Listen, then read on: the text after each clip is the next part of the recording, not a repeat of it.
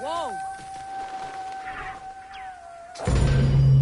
Welcome to Temples and Rituals of Ancient Egypt.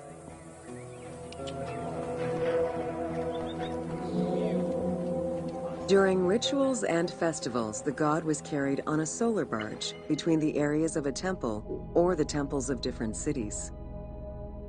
Funerary carvings and paintings covering thousands of years, as well as the Book of the Dead, depict the same ship and oar design. Solar barges have been uncovered near or within several pharaohs' tombs. They were intended to carry the pharaoh into the afterlife.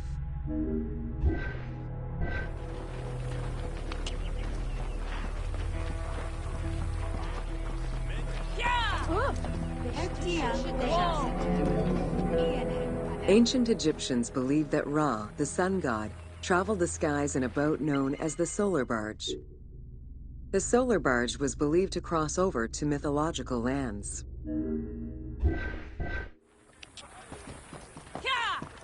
Whoa!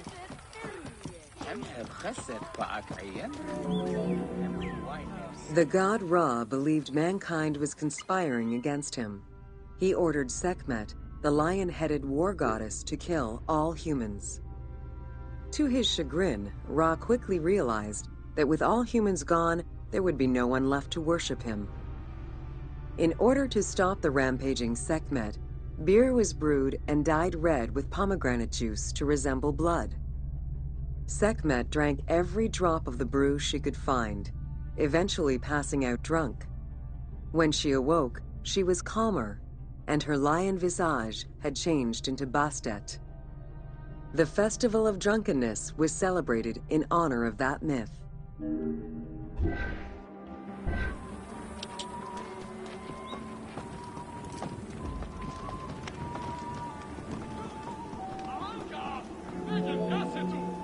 Unlike the daily rituals that took place in the temple and were performed by priests, festivals allowed the entire population of the city to participate. Festivals helped mark the passing of the seasons in the agricultural calendar. In reflecting the cycles of life, festivals offered a sense of consistency and structure for the regular citizens, thus reinforcing the sense of order that pharaohs were to provide for the citizens of Egypt as part of their godly duties.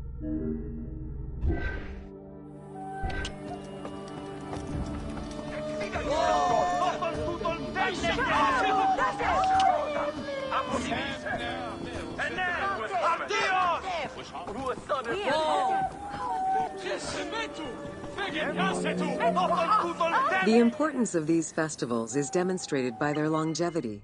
Records show that Osiris festivals occurred for more than 2,000 years. Some festivals serve to reinforce state control and promote the king's reign. Both the Opet and Set Jubilee festivals were specifically intended to celebrate the renewal of the king's power.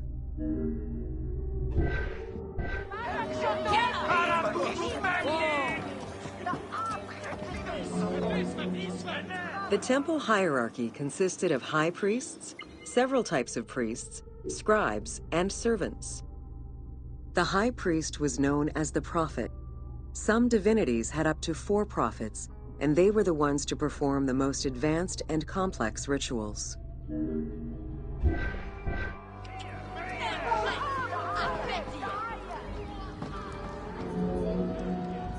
Egyptian priests were not confined to solely religious tasks, and in fact had crucial roles in Egypt's administration, most of which served to reaffirm the pharaoh as the proper vessel for the gods. Their focus within the temple was centered on the proper conduct of daily divine rituals, rather than as custodians of dogma or the indoctrination of individuals. Whoa! Yeah! Scribes were custodians of the sacred sciences. Some priests were associated with the funeral rites and were considered the group with medical knowledge. The servants of the Ka were low-ranking priests who carried food and offerings in funerary rituals. Lector priests were distinguished by their ability to read, and their main duty was to recite specialized religious texts in both temple and funerary rituals.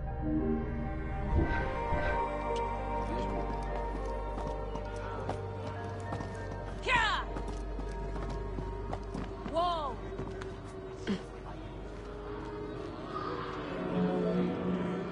Priests and all the officials who served the temple worked only 3 months a year, with each period separated by a quarter of inactivity, at least within the temple compound. Each outgoing group handed over the temple and their tools to the newcomers. Only the high priesthood remained in permanent office within the temple.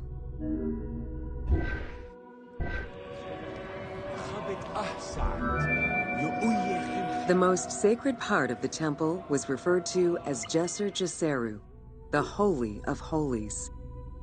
The most sacred inner sanctuary was where the shrine to the temple deity was located. Only priests were allowed within.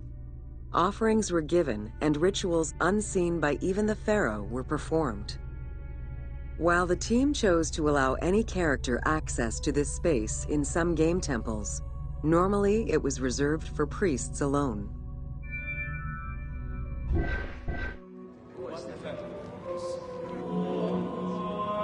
Pharaohs and their priests often chose the site of these sacred temples because of some mythological connection or an alignment with the cardinal points and certain stars. Once selected, a foundation ritual was performed. The pharaoh was required to complete 10 steps in the ritual, which required a mix of offerings as well as specific construction techniques. Once the temple was complete, construction of the chamber containing the shrine, or naos, began.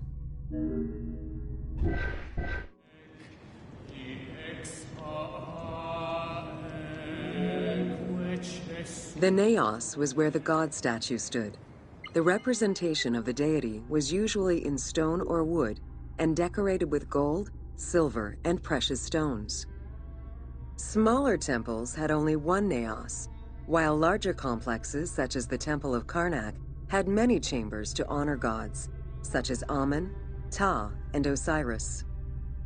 Each statue was believed to be a receptacle for the presence or essence of the god's Ka, enabling it to take a physical form. Through the statue, the god came to the shrine to eat, drink, and communicate with the pharaoh, or with the priests standing in for the pharaoh.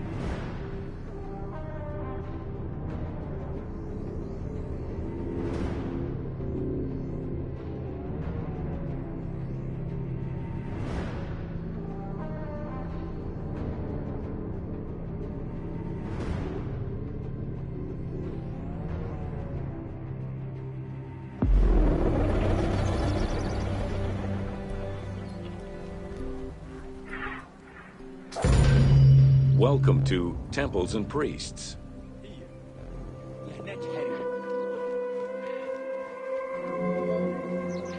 From its foundation, the city of Memphis favored worship of the god Ptah. The main temple of Ptah was known as Hutkaptah, meaning Palace of the Ka of Ptah. The name of the temple, translated into Greek as Aegyptos, would eventually evolve into the modern name Egypt.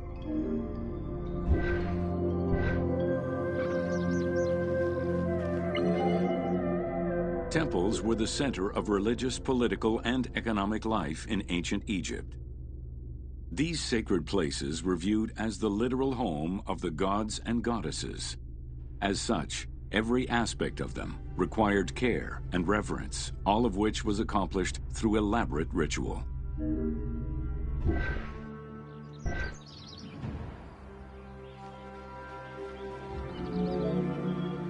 Located in the center of Memphis, the Temple of Ptah was the most prominent and imposing building in the city. The long walkway leading toward the temple, known as the dromos, was guarded by rows of sphinxes.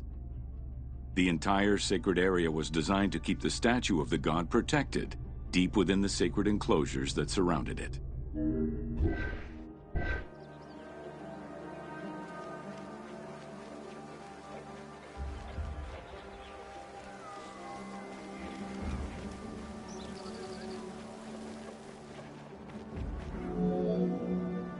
The dromos opened into a courtyard, with the surrounding portico graced with columns carved to resemble palm trees.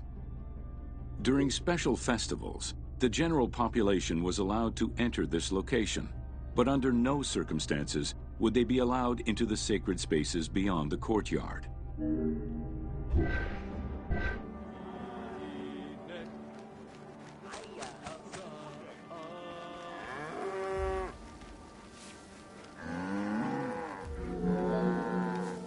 The Memphis Alabaster Sphinx was discovered in 1912, almost completely buried in water and sand. 8 meters in height and weighing in at roughly 90 tons, it is still mounted on its original pedestal.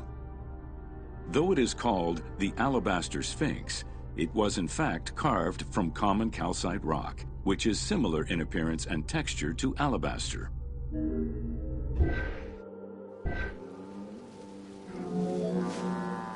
Erosion has destroyed the original engravings, making it difficult to determine when it was created.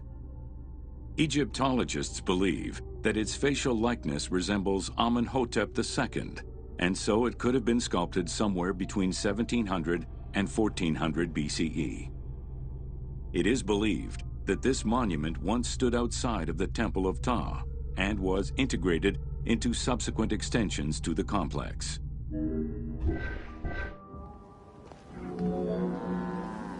The size of the imposing sculpture reflects the importance it had to the temple during the New Kingdom.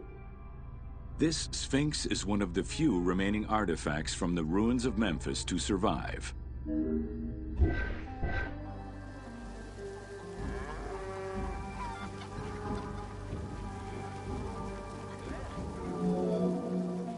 In Egyptian culture, some animals were associated with gods, while others were considered to be living gods. The Apis bull was believed to be a divine entity. The earliest mention of the Apis bull in ancient Egypt goes back as far as the first Egyptian dynasty.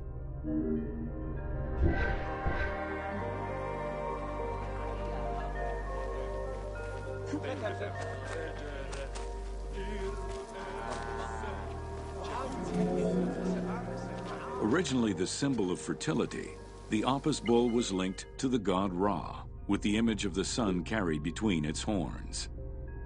Later it was associated with Osiris, the ruler of the underworld, thus becoming the funerary divinity Osiropis. During the 18th dynasty in Memphis, the Apis bull's association with the city's deity earned it the title Herald of Ptah. The Apis bull was so revered that even Alexander the Great, upon his arrival in Memphis, gave honor to Apis.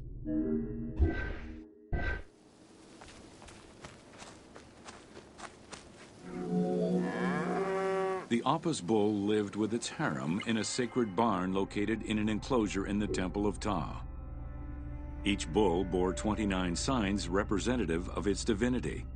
Among them, the bull had an eagle-shaped mark on its back, a double tail hair, and a scarab-shaped mark under the tongue. The signs were intended to correspond with the lunar cycle.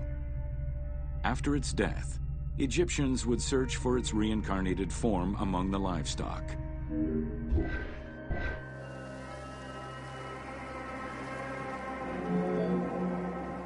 Like other living divinities, the mortal incarnation of the Apis bull was prayed to, and when it died, it was given a luxurious funeral, which included mummification.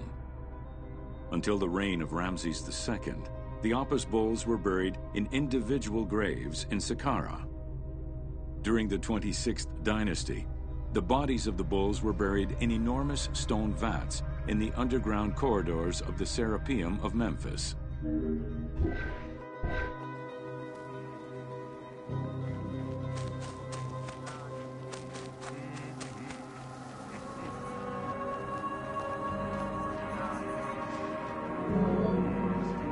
Ancient Egyptians believed that temple rituals were essential to maintain order in the cosmos and allow communication between humans and gods. The pharaoh was required to bring offerings as part of a twofold promise made to the gods, to remain a just ruler and to prevent chaos from entering Egypt.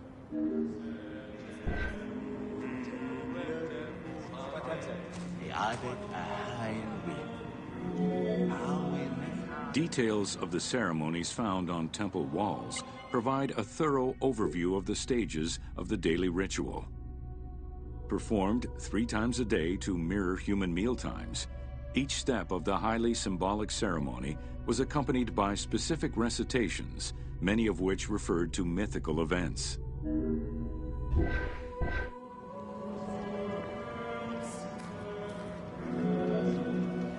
The high priest would first awaken the sleeping god with a chant.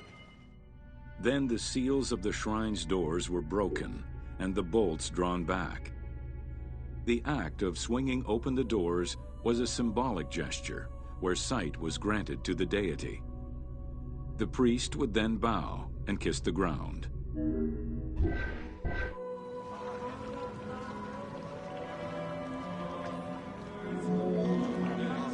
The god was then washed with incense-infused water and its mouth rinsed with mineral salts.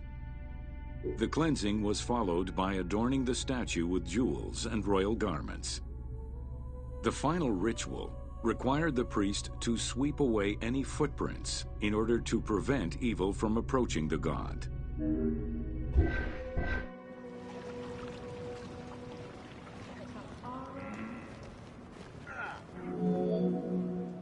Heredity was the primary source of new recruits. Rarely was an outsider allowed this position. At the top of the temple hierarchy was the high priest. Each temple dedicated to a god had at least one high priest devoted to its care and service. During the Ptolemaic dynasty, one family held the position of high priest in Memphis for almost 300 years.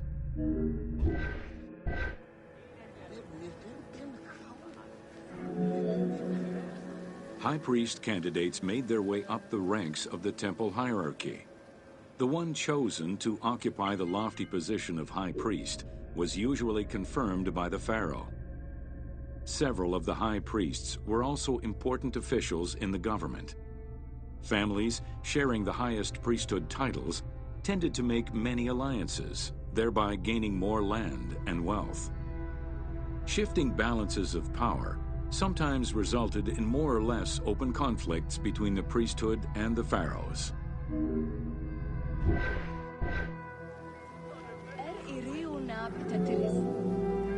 In the 21st dynasty, Thebes became the capital of an almost entirely theocratic government.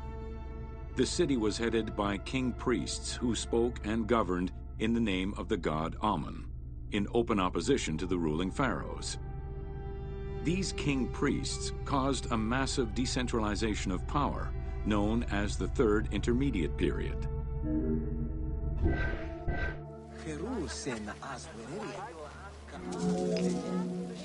The educational institution in ancient Egypt was known as the House of Life.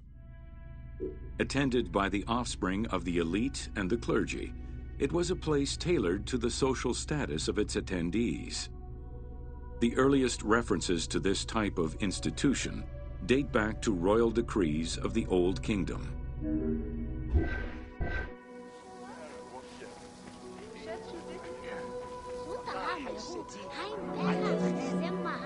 Only 2 known centers have been uncovered, one in the abandoned city of Akhetaten and one at the temple of Ramses II on the west bank of Thebes. Inscriptions uncovered in those locations mention the names and titles of people who were connected with the House of Life, such as a chief physician and many scribes. It is presumed that by the late kingdom, every temple had a House of Life.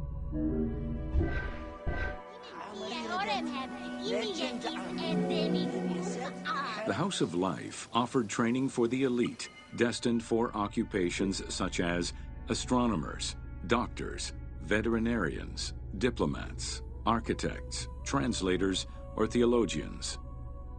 Some institutions focused on specific disciplines, making them a central hub for the country.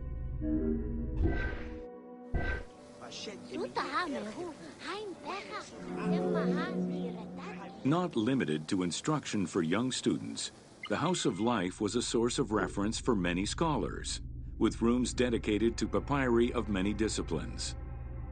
Because papyri were preserved there, the Greco-Romans referred to the House of Life as a library.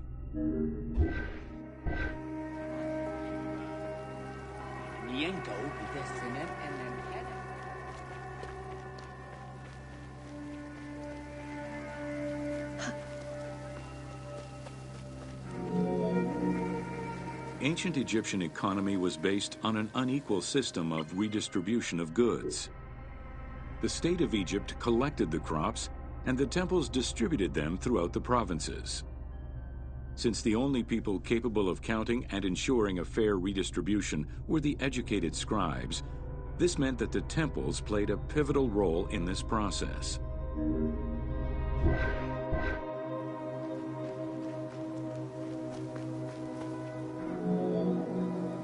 There are records of pharaohs making offerings of large tracts of land and animals to temples in order to maintain their favor.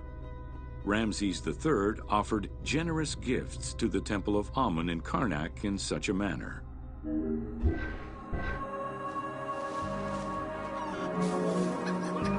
Palaces, warehouses, and granaries were built inside the temple compound to better control the redistribution of goods. The size of the recorded numbers of goods, combined with every other function filled by temples, only serves to confirm their might as economic, religious, and political centers of power within Egypt.